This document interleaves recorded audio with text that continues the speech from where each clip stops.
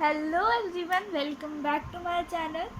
So we are meeting after a lot of time. So I came up with a very interesting topic from the class 9th maths.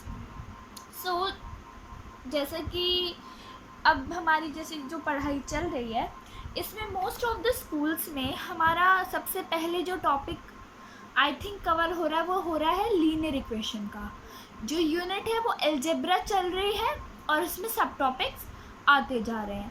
तो देखो, जो हमारा NCERT का third chapter है pair of linear equations in two variables, उसमें एक चीज़ है बहुत इम्पॉर्टेंट, क्योंकि लीनियर इक्वेशन को जब आप कंपेयर करना सीख जाओगे, जब आप उसको ग्राफिकली रिप्रेजेंट करना सीख जाओगे ना, क्योंकि ये बेस है, अगर हम इस चीज़ को कर लेंगे ना तो हम आगे जाके हमें दिक्कत नहीं होगी।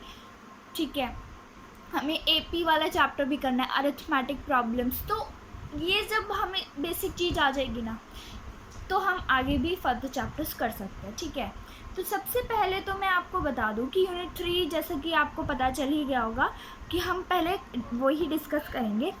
उसमें हमारे पास टेबल 3.4 है जो कि हमारी एक्सरसाइज 3.2 से पहले है। इसमें कंपेयरिंग ऑफ रेशियो सबको आता होगा, बट कुछ लोगों को इसमें डिफ़िकल्टी आती है सॉल्व करने में। हम ये टेबल कर लेते हैं सबसे पहले, इसके कुछ एग्जाम्पल कर लेते हैं, then we will further proceed to exercise 3.1। So चलिए ये टेबल डिस्कस कर लेते हैं और इसके कुछ एग्जाम्पल्स। सी, अब हम टेबल देख लेते हैं। देखो, सबसे पहले हम हमारी जो इक्वेशंस है, जो हमारा पेयर ऑफ लाइंस है वो लिख लेते हैं। इसमें हमारे पास बेसिकली ना दो इक्वेशन आई थी। ठीक है, सो मैं सबसे पहले तो ना फर्स्ट नंबर वाली इक्वेशन लिख लेती हूँ, x minus 2y is equals to 0। आप टेबल खोलोगे ना, उसी में आपको इक्वेशन दी हुई है 3x plus 4y minus 20 is equals to 0। ठीक है, अब आप मुझे एक बात बताओ कि किसी ना किसी आपको इक्वेशन में कुछ तो भाई दिक्कत लग रही होगी। पहली वाली में ये जो दोनों इक्वेशन है ना, इसको हम वन सीरियल नंबर देना तो इसको 1 ही देंगे, चाहे इसको हम इक्वेशन 1 मान लें या इसको हम इक्वेशन 2 मान लें। ठीक है, क्योंकि कंपेयर कर रहे हैं ना एक चीज़ को, तो कैसे करेंगे, तो दो चीज़ का कंपैरिजन होगा। अब देखो, इस वाले इक्वेशन में मुझे एक प्रॉब्लम लग रही है कि मैंने देखा है कि जो इक्वेशन होती है ना लीनियर इक्वेशन, वो कुछ इसके फॉर्म में होती है। ठीक है, अब इसमें क्या चीज़ मिसिंग है और क्या चीज़ है वो डिस्कस करते हैं। देखो, अब ax, देखो x है, इसके साथ a क्या हो जाएगा, 1 हो जाएगा, ये इक्वेशन है। y यहाँ पे 2 हो गया, by हो गया, बट यहाँ पर c मिसिंग है, तो मैं c को लेकर आऊंगी। c को कैसे लेकर आऊंगी, देखो x minus 2y minus 0 is equals to 0। क्या मैं ऐसे लिख सकती हूँ इस इक्वेशन को, बिल्कुल लिख सकती हूँ, कोई फर्क नहीं पड़ेगा। ठीक है, चलो अब मैंने इतना लिख दिया, इतना आपको समझ आया होगा। अब एक बार और हम टेबल की तरफ देख लेते हैं। जो हमारा नेक्स्ट कॉलम है, इसके बाद पेयर ऑफ लाइंस के बाद a1 by b2, sorry a1 by a2, मैं वो कॉलम यहाँ लिख लेती हूँ। a1 by a2, b1 by b2, c1 by c2। अब मैं कैसे बताऊंगी, देखो ये हमारे पास फर्स्ट इक्वेशन है और ये हमारे पास सेकंड है, तो मैं इक्वेशन को ना यहाँ साइड में लिख लेती हूँ। देखो, पहली इक्वेशन मेरे पास ये आ गई, x minus 2y minus 0 is equals to 0। ठीक है, क्योंकि हमने इसको जो हमारा प्रॉपर जो हमारा रूल कहता है ना उसके अकॉर्डिंग लिखी। अब मैं इस इक्वेशन को लिख लेती हूँ 3x माइनस 4y माइनस 20। इससे हमें क्या पता चल जाएगा ना कि हमारी तीनों इक्वेशन कंप्लीट हो चुकी है। अब देखो a1 बाई a2, ये हमारा a वाला है, तो हम इन दोनों को देखेंगे, इसके साथ क्या है 1। ठीक है, तो इसको कंसिडर कर लेंगे कि यहाँ 1 है और यहाँ 3 है। ये हमारी इक्वेशन 1 है, ये हमारी इक्वेशन 2 है। तो फर्स्ट इक्वेशन में 1 है और सेकंड में 3 है a के सेक्शन में, तो हम यहाँ पे क्या लिखेंगे 1 बाय 3। हमारा आ गया A1/A2। ओके, अब नेक्स्ट देखो B1/B2 सेम उसी तरीके से -2 और नीचे क्या है 4 है ना, यहाँ पे -2/4। अगर देखो यहाँ माइनस होता ना 4 के साथ तो माइनस से माइनस कट जाता, बट यहाँ पे सिर्फ 2 के साथ है। C1/C2 में क्या आएगा -0/20, -20 तो इससे 0 कट गया, तो ये आ गया हमारा यस 0/, वैसे टेबल में C1/C2 के जो सेक्शन है उसमें 0/-20 दिखा है। I don't know why, because अगर आप यही चीज़ देखो कि अगर यहाँ पे पॉजिटिव है, अगर पॉजिटिव को मैं दूसरी साइड लेके आती हूँ तो वो नेगेटिव बन जाएगा। ठीक है, ये इधर नेगेटिव है, इसको तो मैं चेंज ही नहीं कर सकती। अगर ऊपर दोनों माइनस का आ गया तो ये कट हो जाएगा। ठीक है, चलो आगे देखते हैं।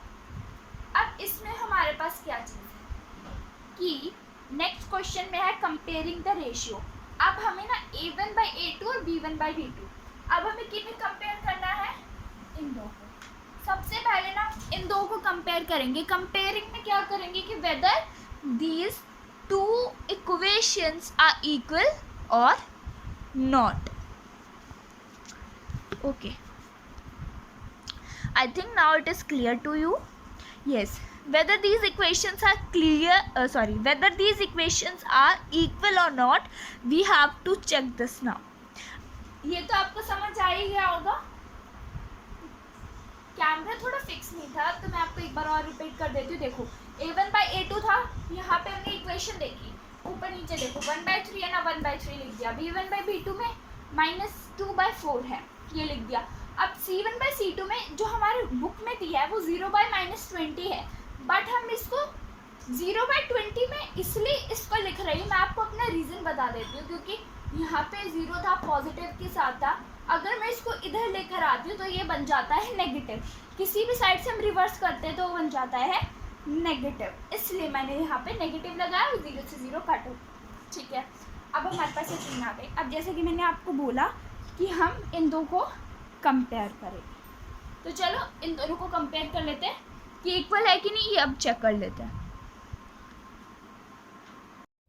सो A1/A2 एंड B1/B2, देखो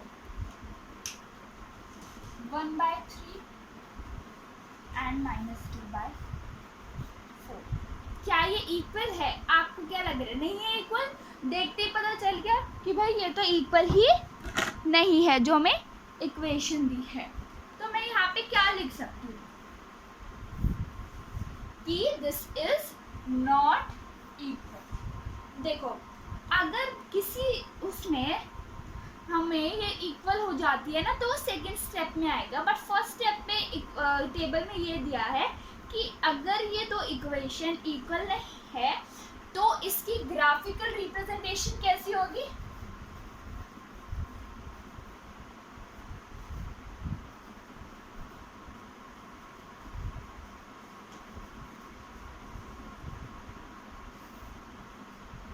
इसकी ग्राफिकल रिप्रेजेंटेशन जब होगी तो वो होगी इंटरसेक्टिंग लाइंस की, क्योंकि जब हम पॉइंट्स को प्लॉट करेंगे ना ग्राफ में, देखो ग्राफिकल रिप्रेजेंटेशन का मतलब ये है कि जब हम पॉइंट्स को ग्राफ में प्लॉट करेंगे तो अगर हम उसको अटैच करते हैं तो वो इंटरसेक्टिंग लाइन होगी, लाइक दिस या ऐसे या कैसे भी इंटरसेक्ट करेंगे।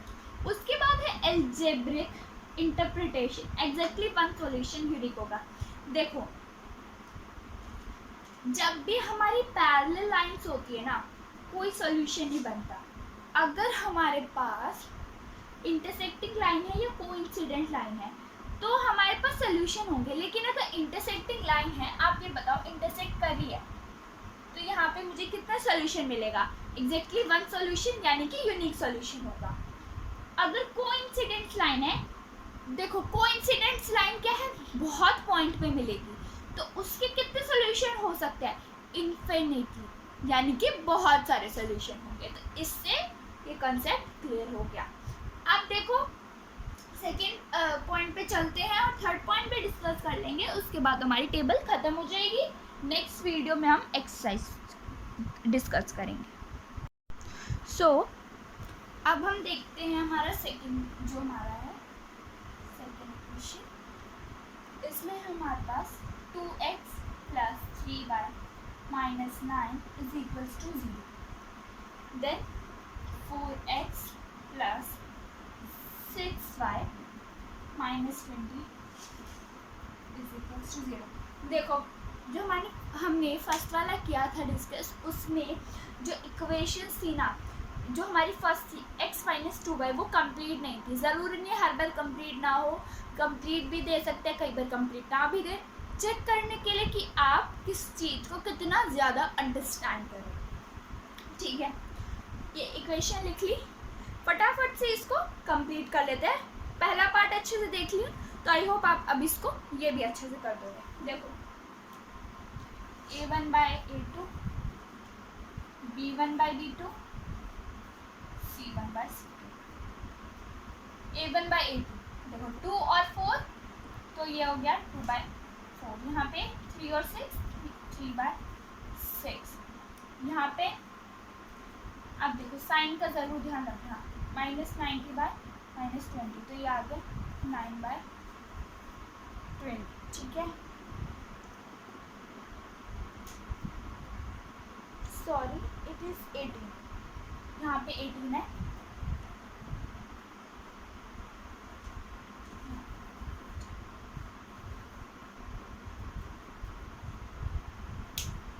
अब देखो हमने क्या किया, इसका साइन कट कर दिया। अगर आप चाहो तो इसको साइन के साथ भी रख सकते हो, अगर आप ना चाहो तो इसको आप ऐसे फॉर्म पे लिख सकते हो, कोई आपका मार्क्स नहीं कट होगा। ठीक है, अगर आप ऐसे शो करते हो तो वो अच्छा ही होगा, बट अगर आप माइनस लिखोगे ना तो कोई दिक्कत नहीं है। अब हम हमारे फर्स्ट क्या था कि हम a1/a2 को कंपेयर करेंगे, क्या ये इक्वल है? a1/a2 is not equal. ठीक है, a1/a2 इक्वल नहीं है, तो अगेन इसकी ग्राफिकल रिप्रेजेंटेशन होगी कैसी? Intersecting line. ठीक है, और सॉल्यूशन कितने होंगे इसके? एग्जैक्टली 1 सॉल्यूशन ही होगा। अब देखो इसमें जो तीनों केसेस है ना, उसमें इंटरसेक्टिंग लाइन ही हो रही है, बट मैं आपको एक और एज एग्जांपल दे देती हूँ कि आपके पास कैसे आ सकता है। ठीक है, अब देखो अगर मेरे पास a1/a2 1/2 आए और b1/b2 भी 1/2 आए, लेकिन जो हमारा c1/c2 है ये मेरे पास आ जाए 3/4, तो ये तो इक्वल होगा, लेकिन ये इक्वल नहीं होगा। तो इस केस में हमारे जो ग्राफिकल रिप्रेजेंटेशन होगी वो पैरेलल लाइंस की होगी। ठीक है, ग्राफिकल रिप्रेजेंटेशन पैरेलल लाइन की होगी, तो हमारा सॉल्यूशन कुछ भी नहीं होगा, तो हम क्वेश्चन को वही लीव कर देंगे। ठीक है, अगर a1/a2 इक्वल है बट c1/c2 उसके इक्वल नहीं है, तो हमारी पैरेलल लाइन सॉल्यूशन आ जाएगा। अगर a1/a2 b1/b2 और c1/c2 के इक्वल है, तो हमारा सॉल्यूशन आ जाएगा। जो हमारा ग्राफिकल रिप्रेजेंटेशन होगा वो हमारा होगा कोइंसिडेंट लाइंस का, और सॉल्यूशन कितने होंगे? इन्फिनेटली सॉल्यूशन होंगे। इसका केस देख लो, 2/3, 2/3, 2/3।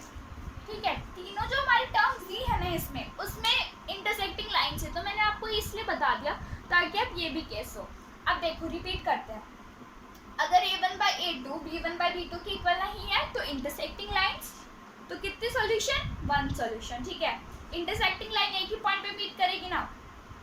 अगर हमारे पास a1/a2 b1/b2 के इक्वल है बट c1/c2 के इक्वल नहीं है, तो हमारा क्या होगा? ग्राफिकल रिप्रेजेंटेशन कोइंसिडेंट लाइन का हो जाएगा। और सॉल्यूशन कितने? बहुत सारे, क्योंकि कोइंसिडेंट लाइन जो है बहुत पॉइंट पे एक दूसरे से मीट करेगी, तो हम नहीं एग्जैक्ट नंबर बता सकते कि कितने सॉल्यूशन होंगे, इसलिए इन्फिनिटली सॉल्यूशन।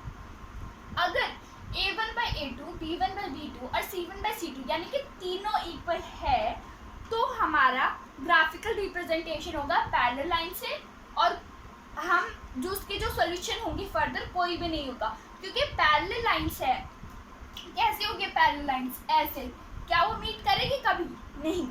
तो इसलिए हमारा जो सॉल्यूशन है उसमें कोई भी सॉल्यूशन नहीं होगा। आई होप कि आपको इतना समझ आ गया होगा। जो मैंने आपको टेबल अभी कराई है वो टेबल आपको अच्छे से समझ में आ गई होगी।